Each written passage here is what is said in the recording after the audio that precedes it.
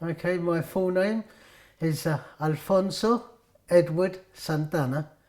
My mum's maiden name being Victory, which doesn't get included. Born 1954, Borough of Kensington, Hammersmith Hospital, fourth in line. There were 5 kids. There were 8 children as far as I know. 3 died pretty young. My father, Spanish, came here from the Spanish Civil War, joined the British Army, Pioneer Corps, Spanish Legion. My mum from Gibraltar, met him here. She was evacuated in 1940 along with the other 30,000 Gibraltarians, and initially was housed here in luxury blocks in Duchess of Bedford House, Holland Park, moved to Lancaster Gate where she met my father. My mum creating things with dust and cardboard, you know, out of nowhere really, bringing us forward. But in the house, violent, nasty household really. Love from my mum, but just the tyranny of my old man. And in that kind of way, I had an older brother who I think kind of, perhaps because he was the oldest and had to deal with things first with nobody to support him, grew up a bit differently from me. I like to describe him as Sonny in The Godfather, kind of, you know, we'll get the guns, we'll shoot them all. Whatever's in his wake is in his way. I'm not putting him down on it, he's grown up very differently. So around about 13, 14, when we moved to a slightly different part of Kensington, just a different estate, which comes close to where what we just saw earlier, Power Square, and locations where there was quite a lot of community activism happening. And then this guy, Andy Porter, along with many other people, show up, and community worker. And I can't remember exactly how it happened, where he found us or where we found him, but it would have been part of getting the kids somewhere safe to play and meet and be and see what good things you can impart to them that might take them out of the rat hole. Somewhere in there at 12 and 13, 14, I've already, I find myself on a little tiny bit of a playground, not the one Power Square, but Colville, along with other kids, and Andy's there, and we start, the group starts to become like a group, really. I work on Power Square as a youth, kind of giving me £5 a week or something for being there and helping out and doing all that kind of stuff. I know you can't really live on £5, but I'm lost. I'm floating. I don't have. Nobody's given me anywhere to go. As in Spanish, no pasamano, no handrail. I'm going. I'm drifting all over the place. I finish up in somewhere in there. Don't quite how we grow. We grow up a little bit. Some boys get the girlfriends, and the group starts kind of fragmenting and stuff. I go off and start getting work because I've been told I'm good with the figures and the pen and the paper. I'd get a job working for Wolves, the ice cream people down at Hammersmith, doing accounts and stuff. But I'm sitting 3-4 weeks or something. I'm in an office pressing buttons, adding figures, taking figures away, square balancing. I go, please, in an office where people don't actually interact very much unless you've been there ages. So this is not for me. I want to be outdoors. But I finish up going from that to getting a job up in Hanger Lane, Tudor Estate, working in a works office where they're printing. And it's my job printing labels, letterheads and all that. And my responsibility is to work out design-wise, colours, the runs on the printing machine, big heavy-duty printer, big sheets of paper, smaller printer, smaller sheets of paper, variation of labels, the best format, the best way of producing all the stuff, least people's hours on the machines, least runs, or etc. I finished up going to work for British Relay, cable television. In those days, cable, not like now. And in those days, we used to put up all these big black cables on across people's houses. The round boxes called echo boxes.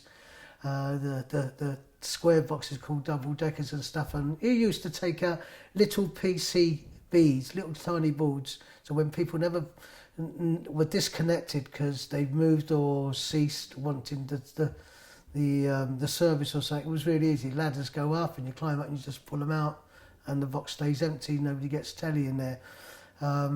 And likewise, if somebody wants reconnecting, stick them in. So that was really good. Couple of years of that, working around White City, Shepherd's Bush, Kilburn. That was my area of working.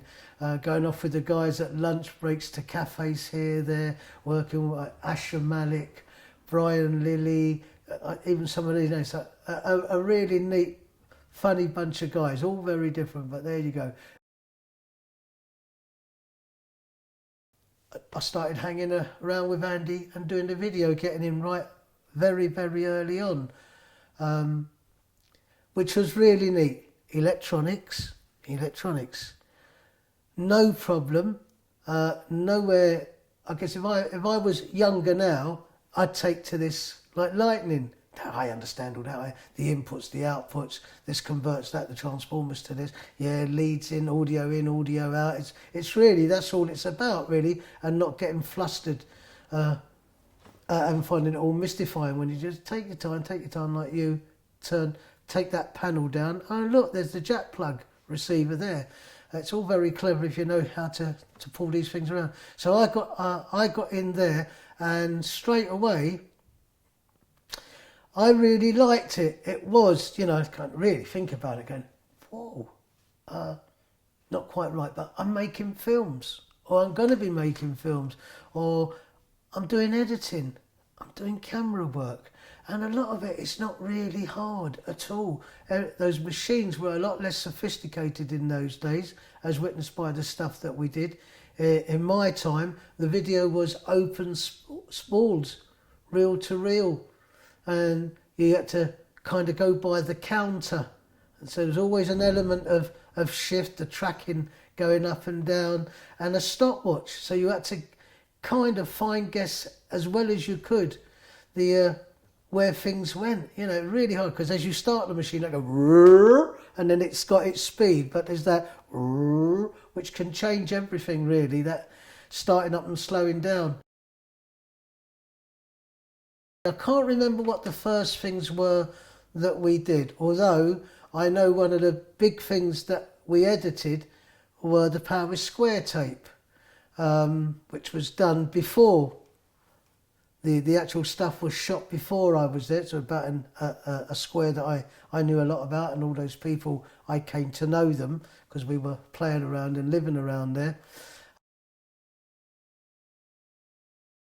My skills came to bear. I'm not scared of the maths. I can work out 1 minute 50. You've got a 10-second segment of something, and you want to slip it in there, and you want to come out of that because you've got the next piece in there. So I could put that there, and I could put the first bit in A and put the next bit in C, and I could plug it with the B and do it quite successfully.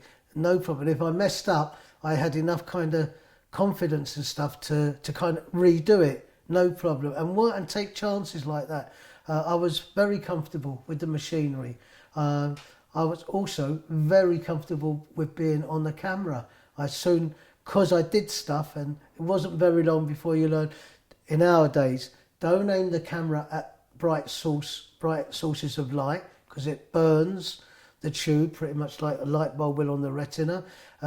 Don't move at any great speed, because when you see it on the telly on that limited field that you have on the screen, a movement that you do in your own space out here, it's just like a speeding car on the screen. You don't see anything. No, not too much movement. Be steady. So I found my own way of I used my body as the tripod. I used to lift the viewfinder up. Camera was a pretty solid piece of work, a big box. I used to lift the viewfinder up and press it against my forehead so that I could look into the viewfinder at the same time as still be around and see what else needed or could be caught. That whole thing of the video in those days, we were part of a bigger organisation. We were affiliated to this Community Action Centre, which was like an umbrella organisation, and we were working in a short life house given to that organisation. We had a room, a little room at the top of the house to start with, and then we moved downstairs and we turned it into a slightly more sophisticated studio space. But we were definitely linked and tied to a printing press that was there, a photographic workshop, dark room upstairs. There would have been things like Claimants Union in there, the CAC having its own organisational meetings and stuff, administration. It went on to acquire links with the Carnival, Notting Hill Carnival committees and stuff. So like, lots of traffic, and sometimes a super lot of traffic, an abundance of traffic and people coming. And for me, it was a bit like, I'm going to have to be really careful to not kind of be un-PC in a way, but you just get everybody and their mother with their political opinions and their group interests. And sometimes it was the total opposite of harmony and synchronicity. It was, you could fight from the front of the door all the way into the furthest recesses of the building, with women's interest, with Marxism, with Leninist interest, with Trotskyist interest, with this and that, and apolitical interests, and we're just mothers trying to find ourselves a room where we can get together and mind our kids together and organise being able to go off to work. Super. So for me, I've always referred to that period from 1975 to 1980 when I left. It's like the equivalent of, I'm convinced, like the equivalent of being in university. Real growing, real developing, really intense, really brilliant. So I do things like, I go with Ken to Ireland, to Wexford, where the British state was going to be building a nuclear plant, and I go with Ken, totally out of my depth. We get invited over to Video and Anti-Nuclear Festival. Brilliant festival, brilliant. But in Fishguard, we get stopped by Special Branch. My friend Ken had bought some postcards advertising, commemorating the Easter uprising in Ireland, and they come out in the Special Branch search. I think I'm responsible for the Special Branch search because I'm going away, I'm doing video, I'm going away, I'm going to Ireland, we're doing video. I'm going on a project, we're going to go and Video and Anti-Nuclear Festival. It's going to be brilliant. They're going to be looked after for a couple of days. It's wet and everything. I've got this cagoule. I'm poor. I haven't got the proverbial pot to piss in. I haven't got a penny to my name. I've got this big cagoule that must have been made for an 8-footer, and I'm 5 foot plus, except almost virtually dragging on the ground behind me. I've got a Tesco trolley with a boom mic, 6, 7, 8, 10 times the size of that one, all our old ancient heavy duty video equipment in a Tesco trolley. Happy as a bunny, going away on holiday up to the area where the check-in and the check-out is, and I get told to empty my pockets, and I'd put on an old khaki army top, coat, half jacket kind of thing, half coat jacket, and in which I'd grabbed it off a hook. So there's a brush with about a proper brush you might see the women using for, although I did have long hair, with 90% of the teeth missing. A piece of conduit pipe, old conduit pipe from a corner somewhere, with a connector on one end. It was nothing, rusted, painted. That was in my pocket. Don't ask me why I hadn't emptied the pockets. It had all just been go, grab, go. And the woman behind the counter asked me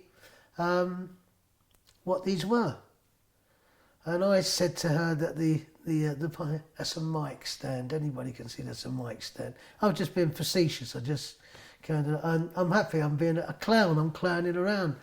That was an expensive clowning session. So she stopped us. Get over here. Search. To my surprise, and we were still we were in the train station. To my surprise, they strip searched Ken.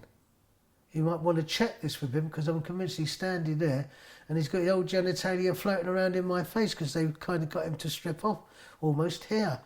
And then they take me off to a room. They get the cards, they find the cards. That's why are you doing this? Why you got that? Why you got that?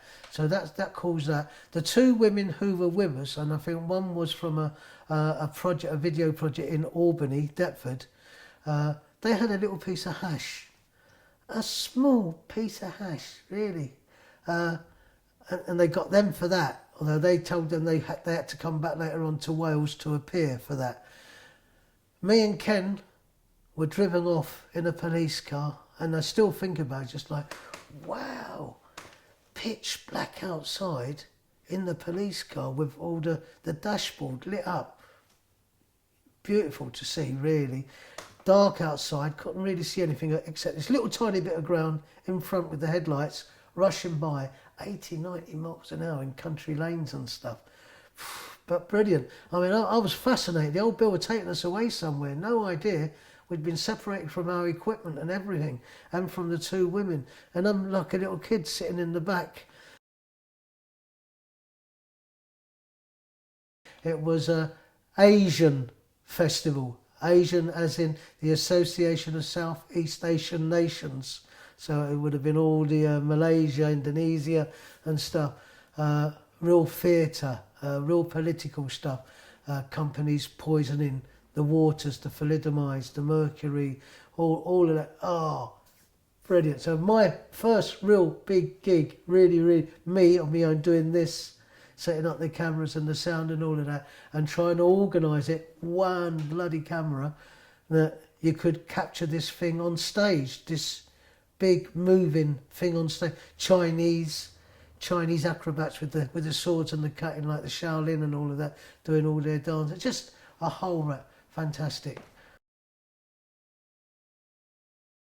I've had a second session where I've looked after my mum for 20 years. My old man, really horrible man, beat my mum up every day of the life and all of that terrible stuff.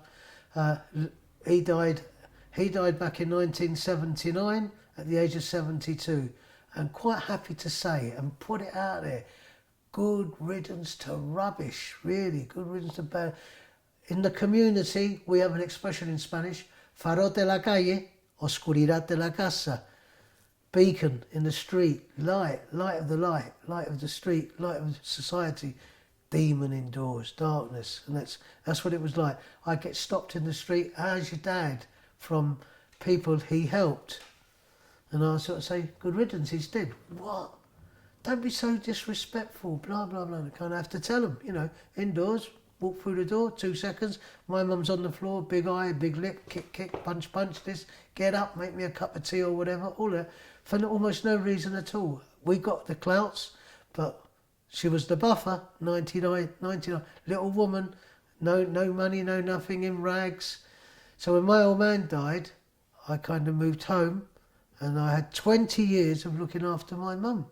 And the nice thing for me was my contribution, my role in the video was one of a number of people. My stuff was kind of like subsumed in there. It wasn't necessarily key to holding. The slots and the pigeonholes were already there, and it wasn't my mind that created the structure for me to fill various components, parts, spaces.